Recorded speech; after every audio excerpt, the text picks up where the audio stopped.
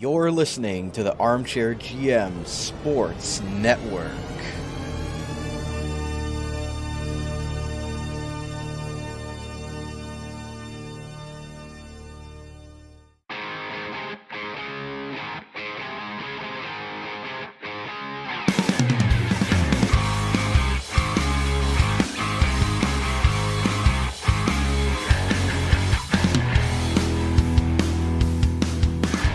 This is Rod Mahood, your in-game voice of the Niagara IceDogs, and you're listening to the Dog Pound Podcast on the Armchair GM Sports Network, your podcast source for all game analysis, team interviews, and up-to-date news regarding the Niagara IceDogs. Perlini!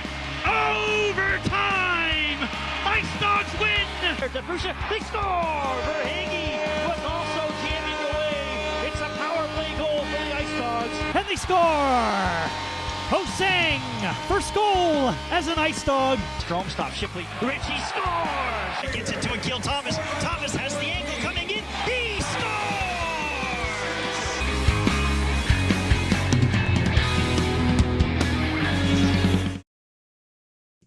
Welcome into our another episode of the Dog Pound Podcast, the official podcast of your Niagara IceDogs, proudly brought to you by Global Pet Foods, where pets are undeniably part of the family in all four of their great Niagara region locations. Brendan Caputo and Cam Halbert are with you to discuss the last month for the Niagara IceDogs and getting the big win against the London Knights to begin March as they hit the playoff push here to try to get into the playoffs for the first time since the 2018-19 season. Thank you to everybody that's watching live on our YouTube channel. Make sure to hit like, hit subscribe, and smash that bell. Stay up to date with all of our live coverage, as well as those listening the next day on your favorite on-demand audio platform. And Cam, it's been an interesting kind of stretch here for the IceDogs. They obviously went through the long, losing streak there. And we're going to hear from IceDogs captain Kevin He, as well as owner Darren DeDobbelaer on a state of the IceDogs for the first time this season. We'll have the owner on the show later today as well. But, what do you make of the IceDogs going through this adversity that they had? Didn't win a game in the month of February, but then came out and ended their long losing streak in the most improbable of ways, taking down the number one ranked team in the CHL. With a goalie that had been playing in Junior B. Just an all-around great moment in front of a sellout crowd at the Meridian Center. I got to be honest with you. In the last 5 years maybe, I can't think of a bigger win. That was the most scheduled loss that you could have potentially in the OHL. I mean, Niagara's still in sixth place in the conference, so it's not like they're at the bottom. They're going through an extremely rough season. They've still had a very successful season, given where they were the last few years. But that being said, 9-3 in their last 12. It had been since January 26th, where they had beaten Erie, since we had seen a win over a month. And then you have, the Flores injury, and my goodness, there was a real chance that this could have been a 10 spot, and Hayden Jeffrey put up just a legacy game. Regardless of what happens for his career and what happens with the IceDogs and things like that, that's a game that, any IceDog fan that's a hardcore IceDog fan is going to remember. And I know that I will. That was just top to bottom the best that the IceDogs have played. Even when they had their really long stretch of being first in the Eastern Conference, there was never a game in which they had such high attention to detail. We talked a number of times throughout that specific game where London just couldn't. Every single shot had a stick on it. Every lane, you couldn't get passes through. They finished every check. Everyone that needed to play their first of all, everyone played their best. But at the top of the lineup, the IceDogs go as far as Kevin and Ryan and players of that ilk will take them. And my goodness, that was just extremely fun. And you mentioned, the state of the team after the last month. I got to be honest with you. I told you this before we went live that I completely forgot. I don't even care about the 12-game losing streak because they're going to be a playoff team. That's just the reality of the situation. They're going to be, even if they were to lose out, it would be close, for them to not make the playoffs. And obviously that's not the case. They're going to get some points here. How many? Who knows? But that game at least showed the ceiling, much like last year. For anyone, again, the hardcore fans that have been around through the really rough years, the Kingston game where they dressed 16 players, and last year's Kitchener team was fantastic, and they dressed 16 players last year and were able to win on the road. This was that, only it mattered so much more given that the wheels had fallen off. It looked like they were just tired, beat up, and trying to get through a long regular season. And I got to give props to every single player on the IceDogs that played on March 1st, because that was just, as a fan, one of the most fun hockey games I've watched in a long time, since since the Four Nations, I guess, probably. And that was the IceDogs' first win against the London Knights since December 7th of 2017, so it was a long time coming for not only a 10-game losing streak against the Knights organization, but 12 games overall. And I feel like a win like that can kind of galvanize the group. You mentioned, they're on a slide. They fall into sixth in the conference after being, top 2 or 3 the whole season.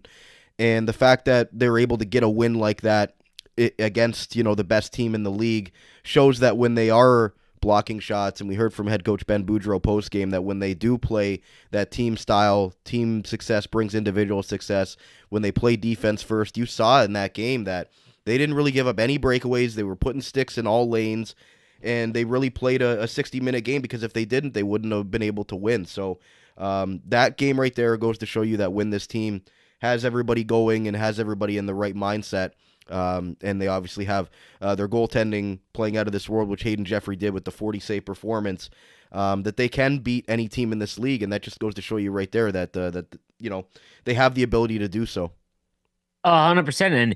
And even though they were on a 12-game losing streak, the majority of it, first of all, you lose 12 games in any sport, the vibes are probably not high, right? Especially with a team that is used to losing over the last few years, right? And not even a lot of these players weren't on those teams. The entire decor is essentially new, but you still know about it. You still know the IceDogs have finished last essentially the last few seasons.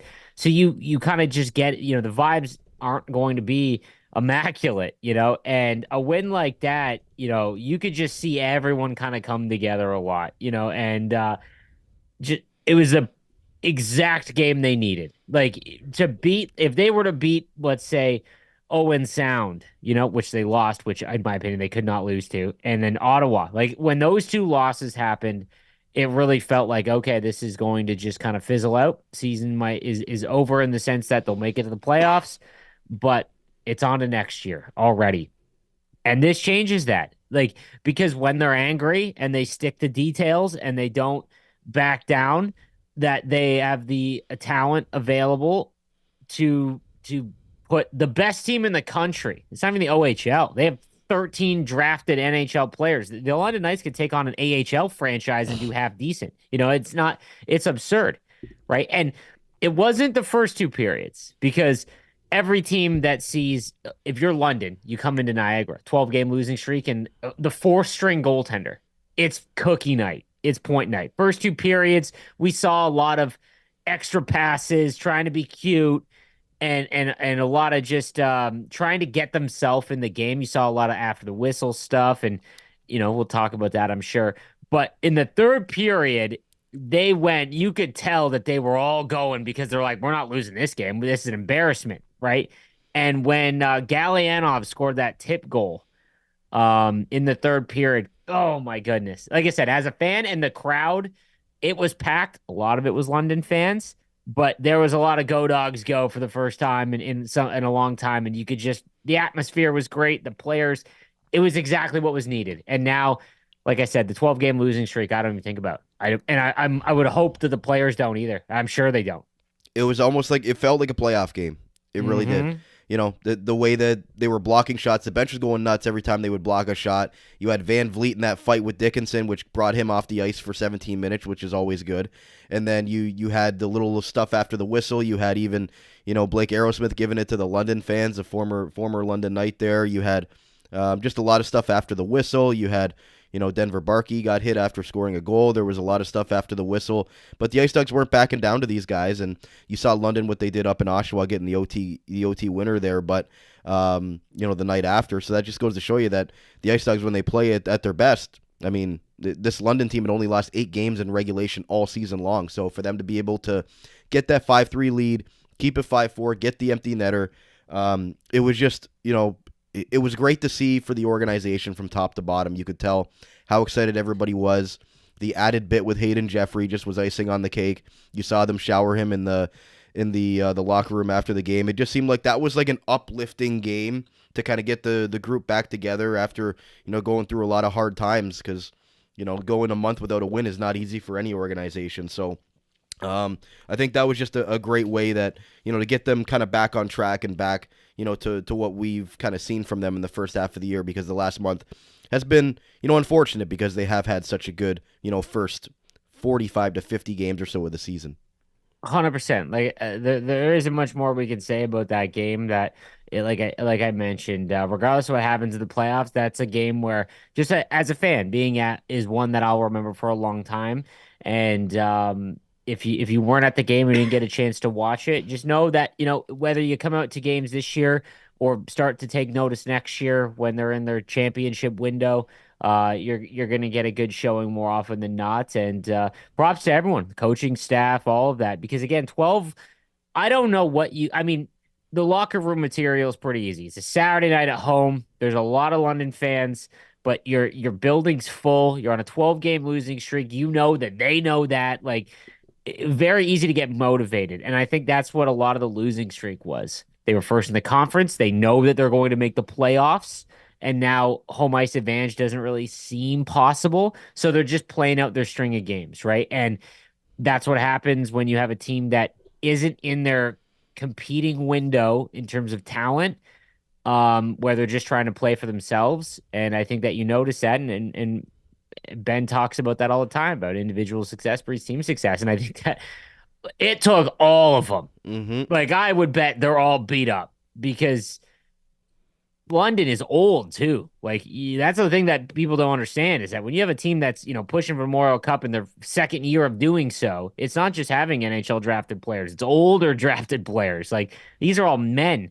And, you've got a couple 16-year-olds in the lineup, Max and Brady Wasselin.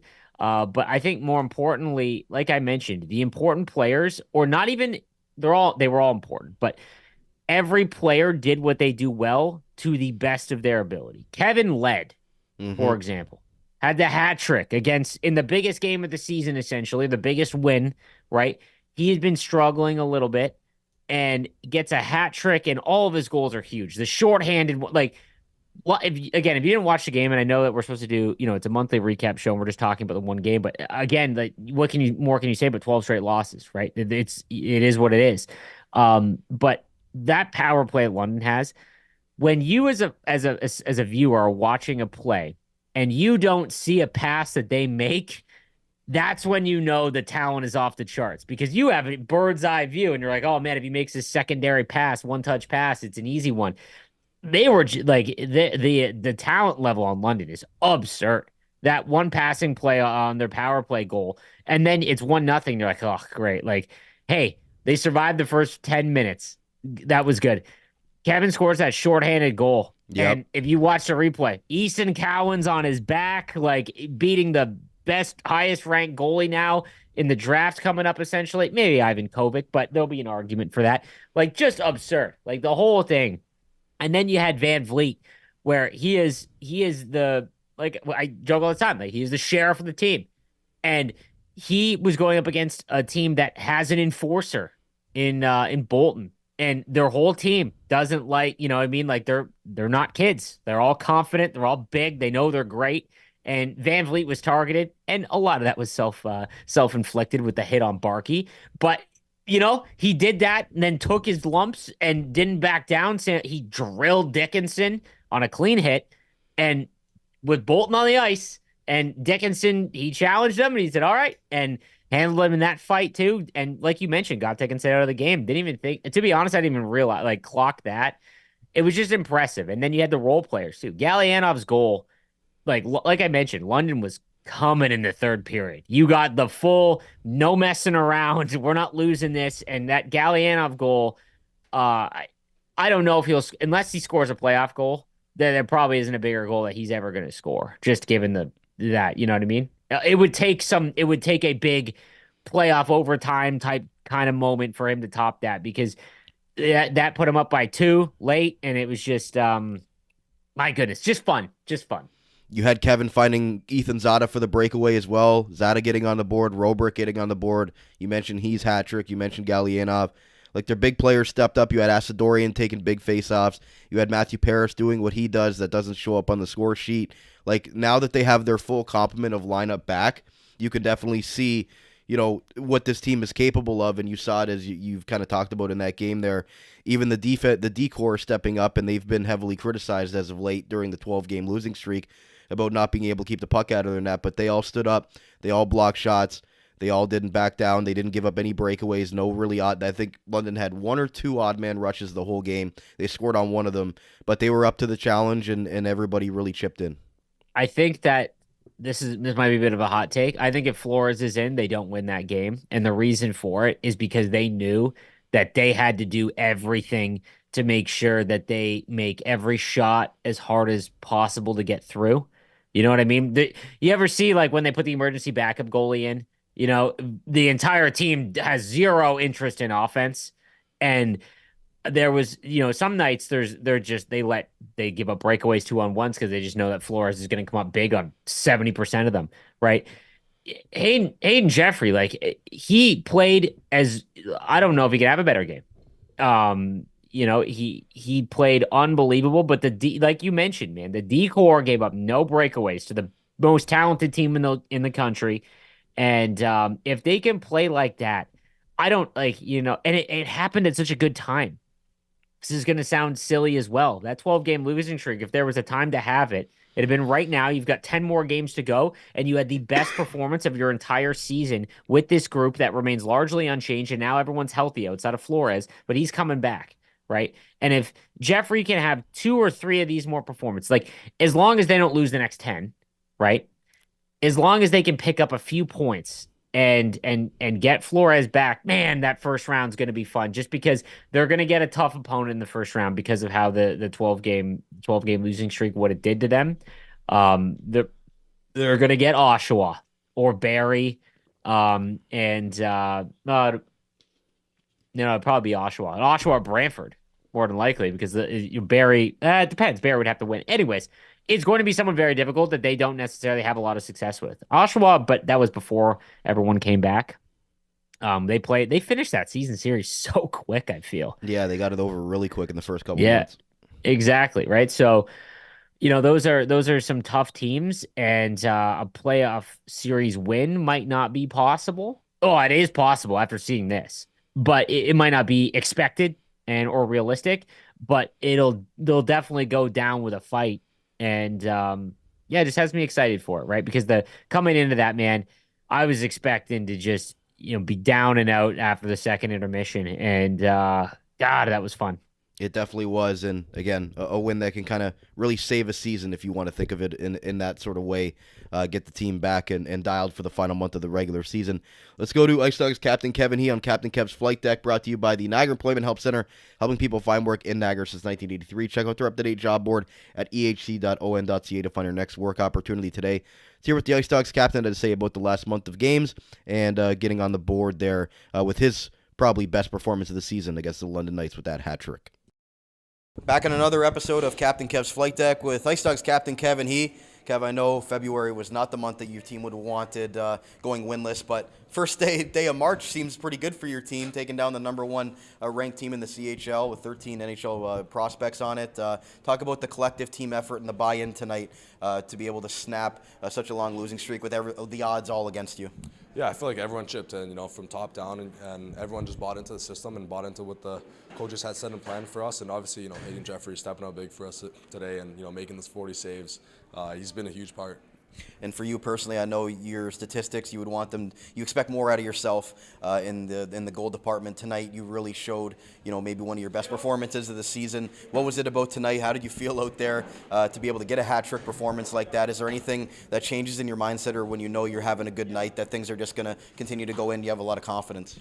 Honestly, for me, nothing changes. I come in and I play the same way that I play every night, and I try to do what I can for the team. And tonight, I need to score those big goals, and I did. So I'm just, trying to stick true to myself in my game and try to help the team in whichever way I can. What's the message to the young group in there? Because going through so much adversity is not an easy thing to do, to be able to come to the rink, with the positive attitude when things aren't going right. So what's your message on and off the ice to the young group in there to be able to keep their heads high and then come out with a performance like this to really put the past behind you? Yeah, it's a learning experience. There's not many chances you get to play like a team like London. Like you said, 13 drafted guys, and for them it's about believing in the system and believing in the guys that sits next to you. And today I think everyone got each other's back, and we were a brotherhood out there and a family, and I think that's what led to us having the win tonight. And when you're in the grind here trying to really clinch the playoffs and get playoff seeding and things like that, you play a lot of games in a short amount of time. 68 game seasons is not easy. So how do you keep yourself in the February, March dog days there, keep yourself motivated, keep yourself fresh, and being able to really put a performance out there that you guys are proud of?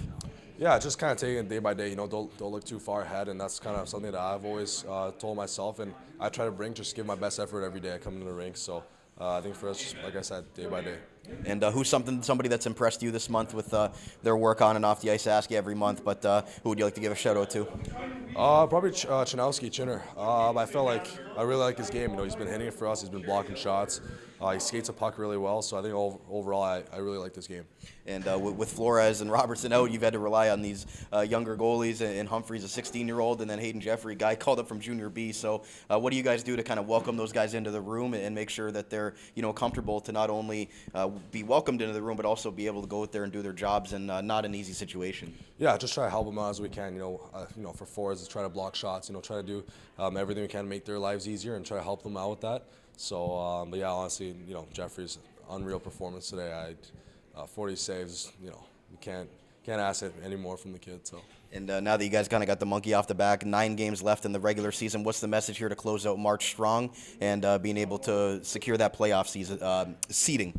Yeah, just keep pushing that. Like you said, 9 games left. It's just trying our best every single game and trying to make a huge push for it. IceDogs captain Kevin He on another edition of Captain Kev's Flight Deck. Kev, congratulations on the big win and continued success down the stretch, and look forward to making sure that you guys get that playoff seeding you guys are looking for. Thank you, Caputo.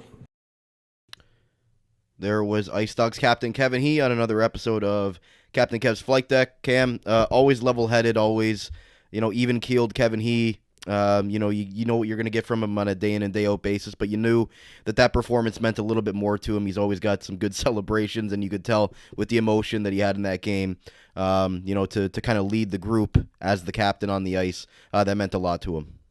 For sure. And I think that, quietly over these last, the 12-game losing streak, specifically, Kevin had been performing half decent. He's got 11 points in those 11 games. Well, obviously with the 4 that he had against London. Yep. But that being said, he's still been, chipping away. And I think that in games like that, I don't think he's going to be the leader where he goes and fights or, things like that. He is definitely going to lead by example and not just scoring, like back check. We saw a couple games ago. We saw a back check that was the full length, at the end of his shift, just wild. And those are the things that make him a good captain. But my goodness, just like I said, I did love the shout out to Chanowski as well. I thought that he had his again, everyone's stick was in a lane. Like it just looked frustrating to play against. And I don't know how they replicate that because I don't know how, again.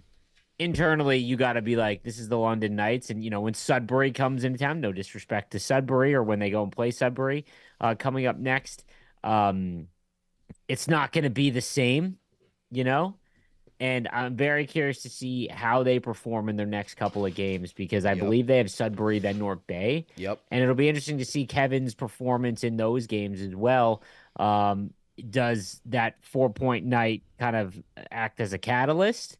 Or is it just, a big moment in a long season and something that they can look back on when they absolutely need it? Yeah, and you mentioned Shanowski. He was playing top pair with Noah Van Vliet. Not easy thing to do against the London Knights team to be logging the most minutes on the D-core. Jack Browdy, also give a shout-out to him. He's tied for 13th in the league in points for defensemen. So quietly, again, as you keep mentioning, a guy that's going to be so valuable going forward for this IceDogs team, and he's wearing an A on his chest as well. So, a couple of those guys sticking out for sure in Shanowski and Browdy. And I thought that was Matt Virgilio's best game in a month. Like, that game. For sure. Yeah, I think that he has had some rough moments over the last little while. But no, for sure. He's outside. I mean, it's funny because Scott is too, one of the more heavy hitters on the team. But Virgilio in that last game against London, yeah, he didn't put himself out of position, and he didn't have any of those passes up the middle, those giveaways. That it was all off the boards. And like against London, that's fine. Surviving. If you're not gonna do something offensively or positive on the shift, just survive. And a lot of the times over the 12-game losing streak, they weren't doing that. When things weren't going well and they couldn't score offensively, they were just giving the puck away and not surviving shifts. And that's not a recipe for success, obviously. Losh goes third in the league in power play goals, and Alex Asadorian, again, since he's been back. Matthew Paris is at a point a game as well. So you have, 8:54, you have Robrick back in the lineup.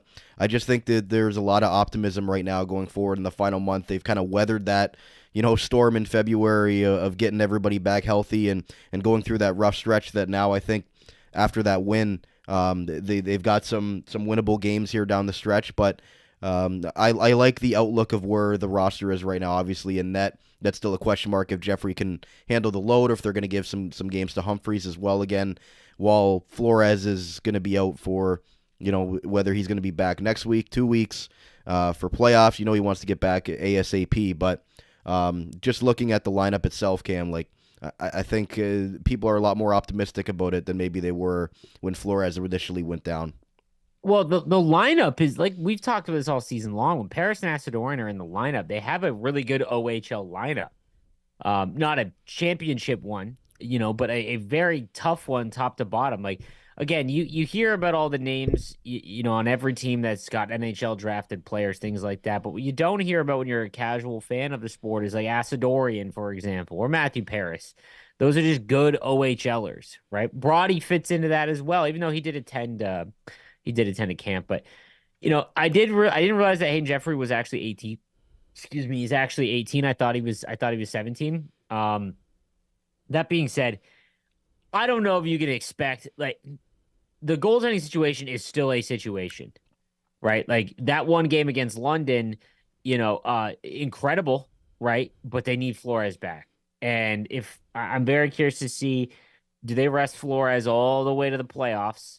I think it's really going to depend on the next couple games, because if they can bank some points, they only need they've got 10 games left. And they 9 games left. Sorry. And they only need they're 13 points up on 9th, right? 9 games left. That's 18 points. You get 3 wins and you're essentially assured a playoff spot. And 8th place is also they're 12 points up on 8th place, right? So it's not like it's a big gap. They are trying to hold off Sudbury as well. They're 4 points up on Sudbury. That's going to come down to the game against Sudbury though, because that's a 4-point swing.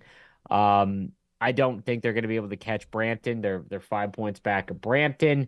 So they're just kind of stuck where they are, right? Are they going to finish 6th or are they going to finish 7th? And to be honest, I don't think it matters really, right? Like I just, because I think that at Eastern Conference, Brantford, Barrie, Oshawa are all the kind of the 3, right? And Kingston in there as well, but they're not going to be able to catch Brampton, so it won't matter. And Kingston, they're right there. They're all tied with 78 points.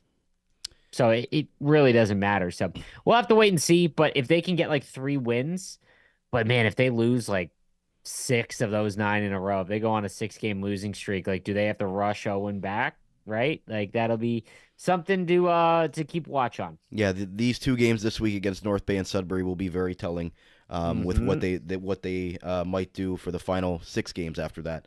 But We're going to take a quick break. We're going to come back, and we're going to hear from IceDogs owner Darren DeDobbelaer on kind of the state of the IceDogs organization, and we'll look ahead to the final 9 games of the regular season. So stay right here. We'll be right back on the Dog Pound Podcast, the official podcast of your Niagara IceDogs, proudly brought to you by Global Pet Foods, where pets are undeniably part of the family. Back after this. Pets bring immense joy to our homes, becoming an integral part of our families. But this living, loving experience often requires a little extra care and attention. That's where Global Pet Foods comes in, with owners and staff ready to support you every step of the way. Check out one of their locations today: 3643 Portage Road in Niagara Falls, 160 Highway 20 in Font Hill, or 400 Scott Street and 344 Glendale Avenue in St. Catharines. Global Pet Foods, where pets are undeniably part of the family. Proud show sponsor of the Dog Pound Podcast, the official podcast of the Niagara IceDogs. Wild Bill's Auto Repair is your local center for auto maintenance and repair in the Niagara region. Since 2012, Wild Bill's Auto Repair and Body Shop has been helping customers stay safe and confident on the road, knowing their vehicles in top running condition through their services. Located at 7868 Oakwood Drive in Niagara Falls, the garage started as a tribute to the owner's father, William Robert Hunter, who passed away, continuing the same community spirit and high level of service which customers came to expect from him back at Hunter's Auto Repair. Their multi-award-winning auto shop has earned the trust of the Niagara community with its fair treatment of all customers, who can feel confident they'll get the trustworthy advice and repairs during their visit. Their experienced crew loves meeting new people and looks forward to forming a lasting partnership for the care of your cars. To find out more or to book service, contact them today. 905-358-7868 or wildbillsauto.ca. Wild Bill's Auto Repair, helping customers stay safe and confident on the road since 2012.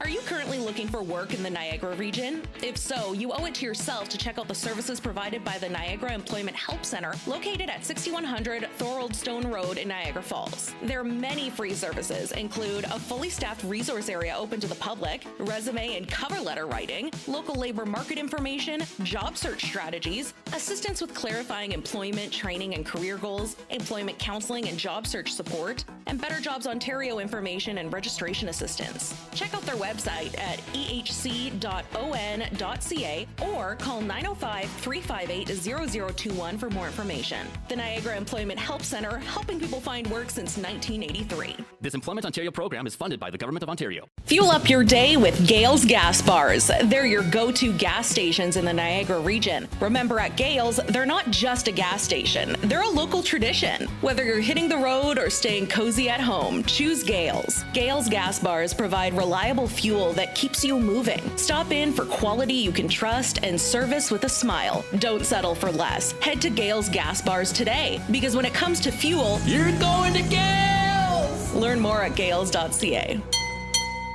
This is Alex Asadorian. Hey, it's Ryan Roberg. This is Ivan Galliano. This is Matthew Virgilio. My name's Jack Brody. And this is the Dog Pound Podcast, the official podcast of the Niagara IceDogs.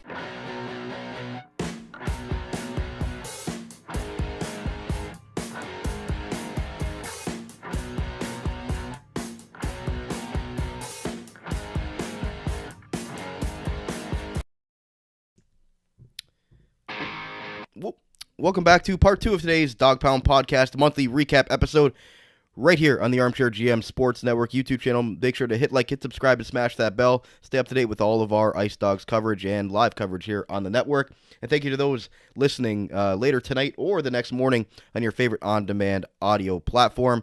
Brandon Caputo and Cam Halbert are with you, continuing to discuss the IceDogs last month of games and going into the final month of the OHL regular season. Make sure to give us a follow on X at Dog Pound Podcast. Stay up to date with all of our IceDog coverage, as well as on Facebook, Instagram, TikTok, all that fun sort of thing. We're also going to do our ticket giveaway a little bit later on, so stay tuned for that. Before we get to IceDogs, owner Darren DeDobbelaer is going to join us, Cam, to discuss kind of things about the IceDogs going forward. We talked a lot in segment 1 about, just making sure that they get through this next month of games here. I've got the schedule up on our video version here. Like, you look at it, you've got Sudbury, you've got North Bay. Kingston's going to be a tough game, Barrie a tough game. Erie's always the close game for whatever reason with Niagara. Brampton, Ottawa, North Bay. So, I look at it, I see 4 games, the 2 against North Bay, the 1 against Sudbury, which are both going to be, coming up this week, and then the game against Ottawa and Erie, and possibly Barrie, depending on where they'll be in that final game of the regular season. Maybe Barrie sits some players. But you mentioned that they probably just need to get about 3 or 4 points here to secure the seeding. I'm optimistic that if they get Owen Flores back in the next week or two, that they'll be able to pick up the points necessary to, clinch that playoff spot and not really need the other teams below them to just not be able to pick up wins. Yeah, no, for sure. I mean, I think that. Again, I think honestly, I think that the game on Wednesday in Sudbury is a massive one, just because I want to see how the team plays after a game like the one in London, right? I would bet that their first period against Sudbury is going to be fantastic, but do they stick to the same attention to detail, because maybe they have more confidence in Jeffrey, and I don't think they should change anything. I think that they should play defense first, and when they get their opportunities, let their big dogs, no pun intended, go after it. If you look at the London game, the goal scorers outside of Galianov, Zada, Robrick, Kevin, right? Let them be the ones that take the opportunities offensively, whereas the rest of the team, all about defense. You're protecting your 4-string goaltender. I don't think it's fair to call him that anymore. He's now the number 2.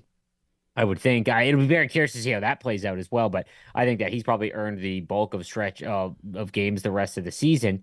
And then you've got the game against North Bay. So if they were to beat Sudbury, that game against North Bay is big because now you got a bit of a winning streak, and you've got an opportunity to beat a team that not having a great year. And then after that, it's the games against Barrie for sure, just because that's a measuring stick. You're probably going to play Barrie in the first round. And if you don't, you're playing Oshawa or Brantford, 2 very similar teams in terms of talent, right? Like they're all very right together. Great teams that are in their window to win the Eastern Conference. So those games are going to be super important. Outside of that, just no one get hurt. That's it. Like, you know what I mean? I don't really care about anything other than that. They're, like I said, they're locked into a playoff spot. Like knock on wood. But just don't lose anyone and get Owen back for his playoff series. He's waited years for it, and the team owes him that, I think. And 2 players I'm going to be watching, Ryan Robrick, obviously, top 16 in struggling points. A little bit. He's got 10 points in 10 games quietly, but since he's been back, he missed those 3 games there. But again, for his standards, after having a 9-game point streak. I was thinking Zada. Yeah, after that 9-game point streak he had that came to an end just before he went down for 3 games.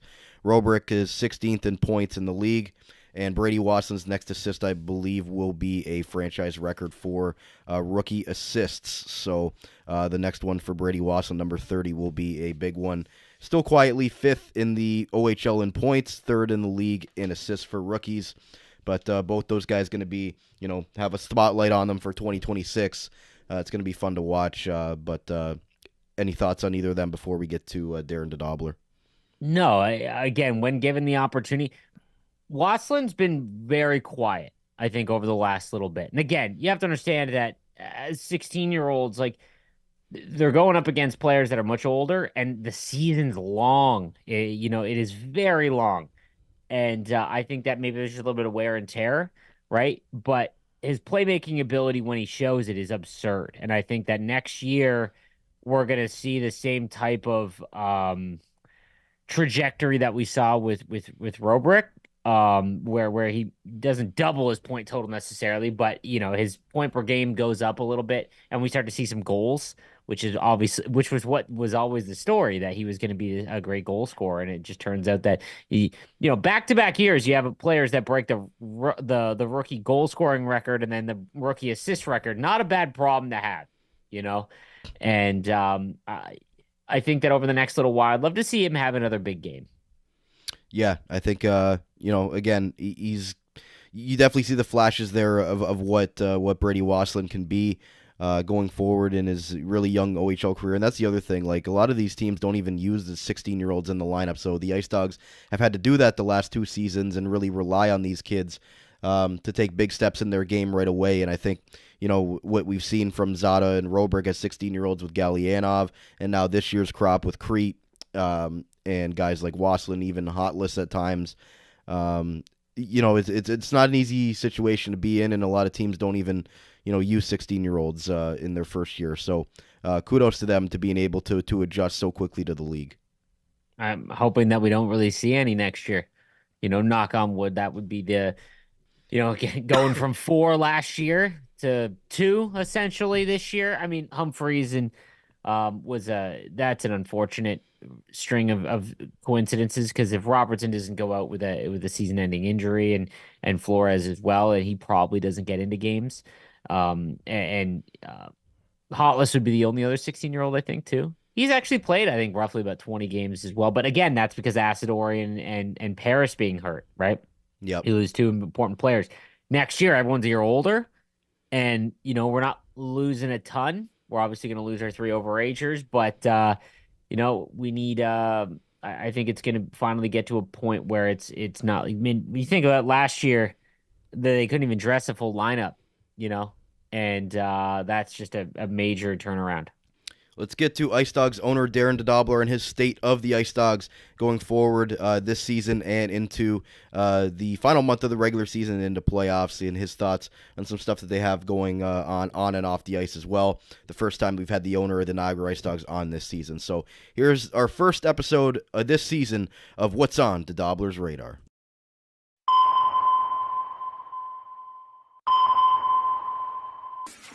What is on DeDobbelaer's radar?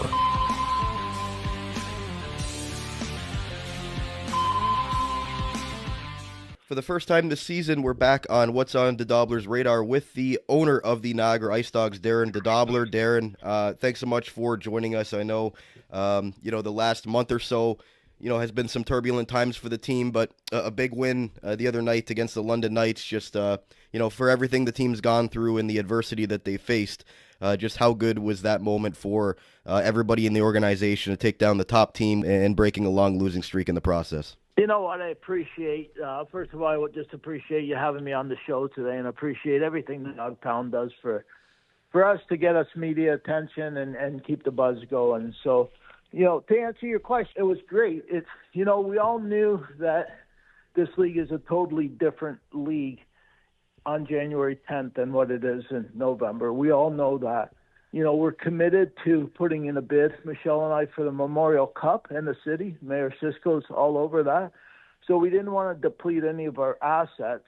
And we thought, we were in first place at the deadline. We knew that, it was going to be a different league, but at the same time, too, we believed in what we had. And every time we wanted to add, an older player, they always told Wes, they wanted it to start with one of our young ones. And we just didn't want to get rid of any of our young players. So I think this team can be good for years to come.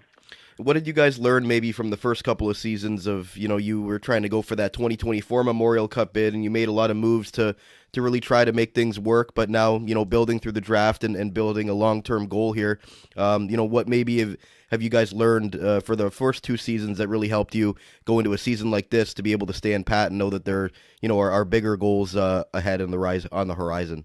We knew that we had to build through the draft. It's just, with a player not wanting to report and being depleted of some draft picks, we had to make some acquisitions, but we knew that wasn't going to solve our problem. We just wanted to be competitive, but obviously that didn't work out too good. I think 12 wins in the first season. So we knew we had to build through the draft. And, quite honestly, I think the Niagara IceDogs have nailed the draft the last 3 years. So. Owner Darren DeDobbelaer's with us. Darren, we've had Director of Scouting Adam Henrich on the show this year. We've had GM Wes Consorti on as well, talking about, the development of those young players. And we talked to Ben Boudreau on a gamely basis about, continuing to build that culture and continuing to build into a program that has success year in and year out. Getting Kevin drafted and signed was a big deal. And now you're going to have Ethan Zada. And in the next couple of years, Brady Wasslin, Ryan Roberg, just to name a few. Just how important was that for the organizational development to show that you guys are, building a good program here and can, develop players to the next level, whether that be the NHL, the AHL, college hockey, and just showing that the Niagara IceDogs are a destination where people want to go and play? It's very important because, we want to develop. I believe that everything is a development league till you get to the NHL, but at the same time, we want to win. But, you can add like Blake Aerosmith, Jack Verratti. We've got a bunch of good guys that could surprise and sneak into the draft this year. So it's important to the agents. It's important to the family.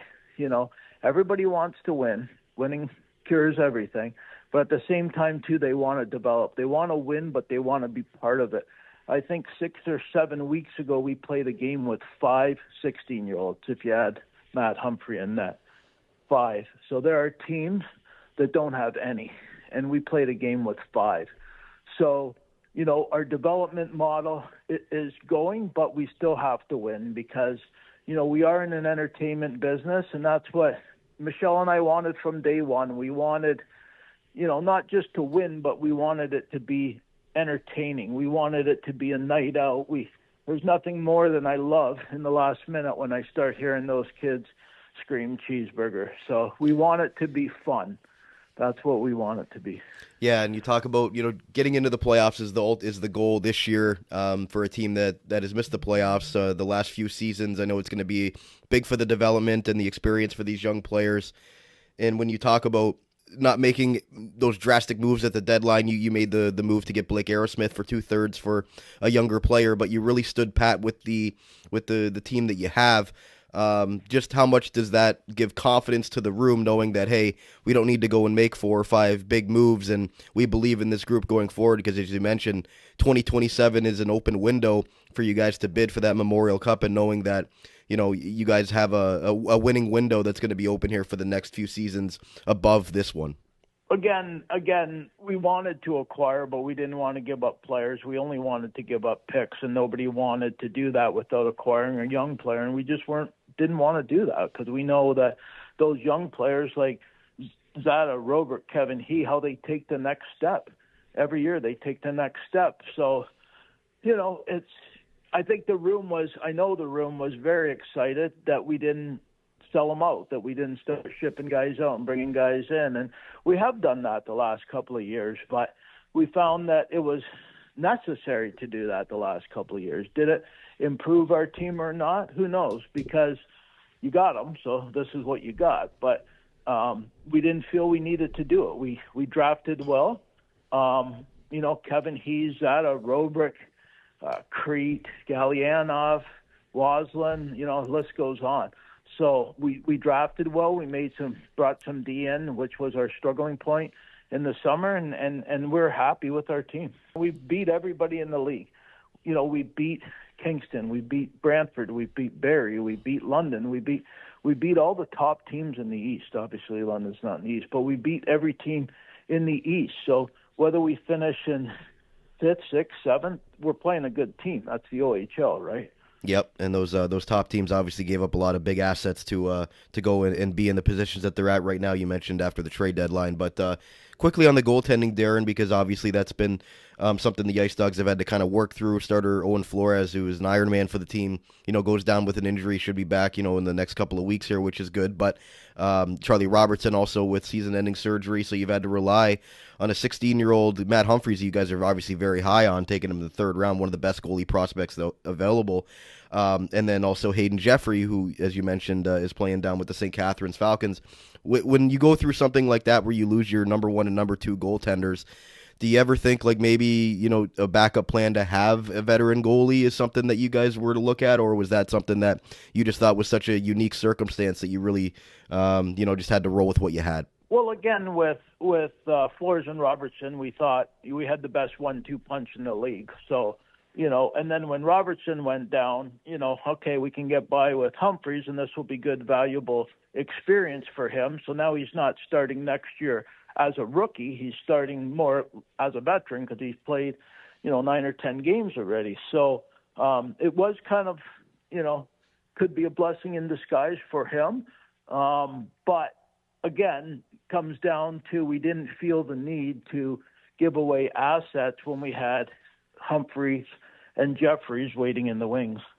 And a little bit about not so much on ice, Darren, but you mentioned, 2027 is something you guys are aiming at as a goal in the Meridian Center. The attendance is starting to come back. I think fans are starting to realize that this team, is going to be in the playoffs, and that you guys are doing a good job of community outreach. You had, sold out crowd here against London. The crowds have been better, the second half of the year.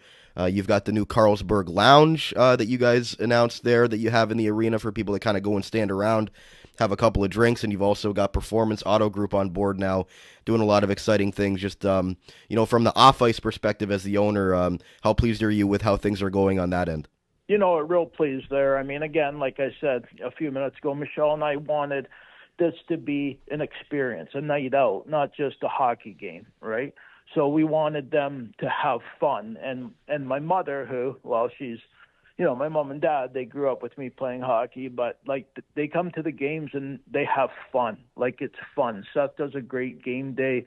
The stuff in between periods, the Carlsberg Lounge, the bench warmers, we're trying to make it a very affordable night out, and it doesn't have to be about hockey.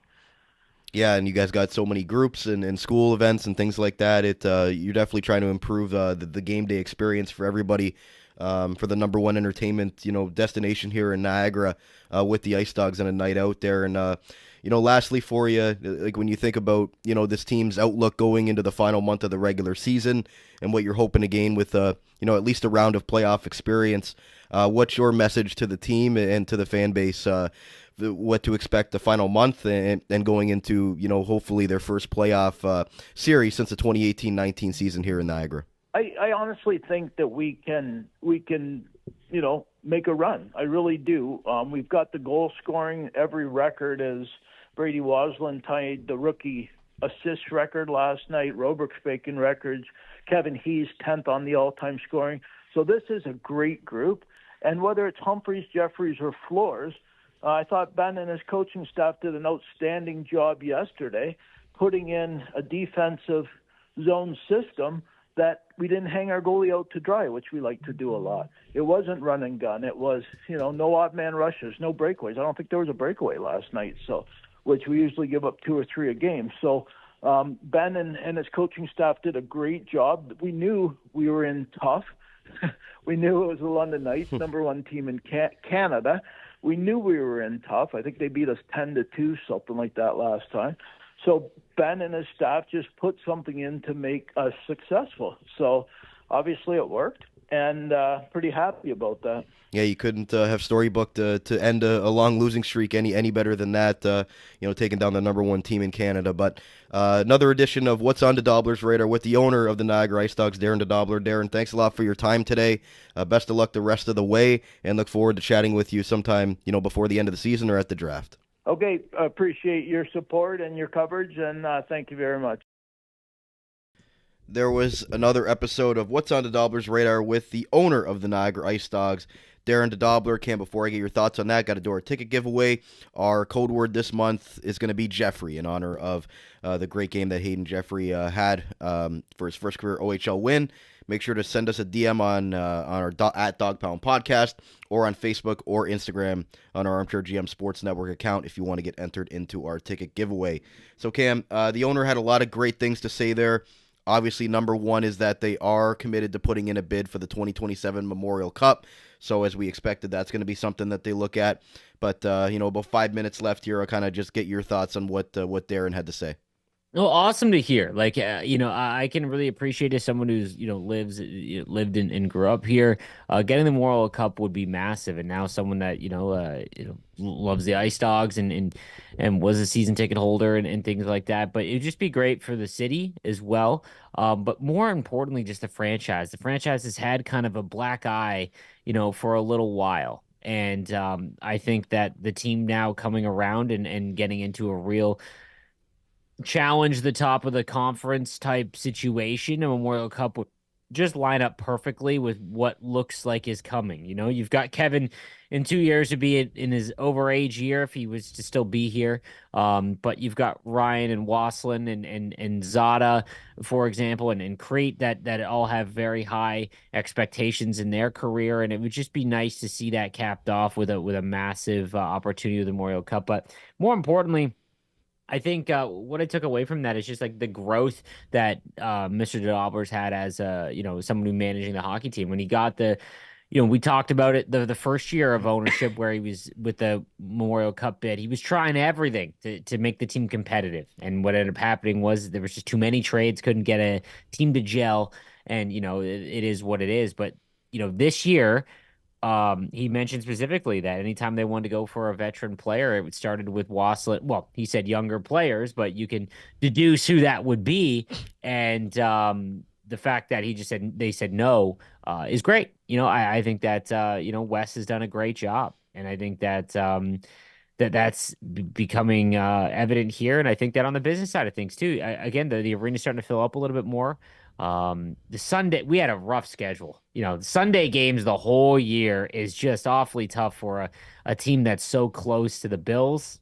For example, I don't know if there's a team that suffers more from that than Niagara during football season. Yeah, you know what I mean? During football season, I don't know if there's a team that suffers more from that. And attendance now being back up, the arena's starting to be more full, and I fully expect it to be full for the playoff games. You talk to OHL players around the league that when they talk about what their favorite place to play is, you're always going to get the teams that have the storied history. But more importantly, it's, what's the atmosphere like? Because when they play in an empty barn, it's very tough to get going. And when it isn't, and things are loud and like they can be at the Meridian Center, you get what happened on Saturday night. So I loved his thought process because it shows it's what we guess is happening in terms of the trade deadline and not making any trades. I love that he said that it's a second season after January 10th. And he's right, because Sudbury bought, and no one expected that, and now every team in the Eastern Conference gets better. But just given the state of where their team is and what they're looking to do going forward, they didn't want to sacrifice that, and I can respect that. So it was great to hear from him, and I'm happy that with the improvements that the team's made. Yeah, a couple things he mentioned about the goaltending as well. He said that because I did ask about was that something that they had looked at to possibly have that emergency situation, but he said going into the year they thought they had the best 1-2 tandem in Flores and Robertson, and they think that with getting Flores back in the playoffs, they can be a hard out in the first round and possibly make a run here. So he's confident that they're going to have their whole complement of players back for the playoffs. And another thing he did mention that we kind of glance over here is Blake Aerosmith is also a possible drafted player for the IceDogs, as well as Jack Brody getting back into the draft for a second year. That's always something that kind of gets forgotten about, that just because they don't get drafted their first year, that second year, they have an opportunity to go back in. So maybe Jack Brody could be somebody as well. But and he talked about the younger players. So they had 5 16-year-olds in the lineup at one time.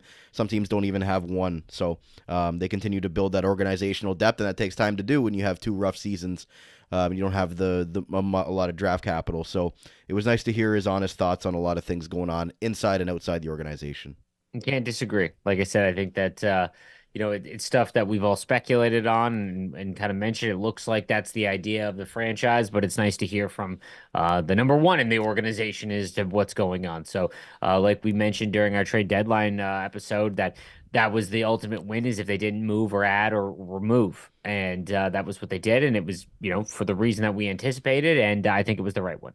So we'll have a game recap for you guys live at the Meridian Center following the game next Sunday against the Kingston Frontenacs. Cam, 9 games left here. I know these two early in the week against North Bay and Sudbury are big. You want to get 4 points there, but just final thoughts on our final game recap next month will probably be a playoff preview when we get there. But give you final thoughts here. Yeah, it's been a pleasure to watch the team this season. Obviously, we're entering into a really exciting era for the Niagara IceDogs. It's something that hasn't happened in about 5 years, and I urge any of our listeners that if you can make it out to a couple games, that it's a great night out. Like it always is, but now the team is really putting, their foot to the floor, and I can tell you that they're going to play better if the place is filled. So, start to pay attention. Things are going to get really interesting over the next month, and including playoff games. So, exciting times. Absolutely. That's going to wrap up our Niagara IceDogs monthly recap here on the Dog Pound Podcast, the official podcast of your Niagara IceDogs. Proudly brought to you by Global Pet Foods, where pets are undeniably part of the family in all 4 of their great Niagara region locations. Thank you to everybody that's tuned in live on our YouTube channel and those listening later tonight on your favorite on-demand audio platform. For Cam Halbert, my name is Brandon Caputo. That's it, and we'll talk to you again very soon. You're listening to the Armchair GM Sports Network.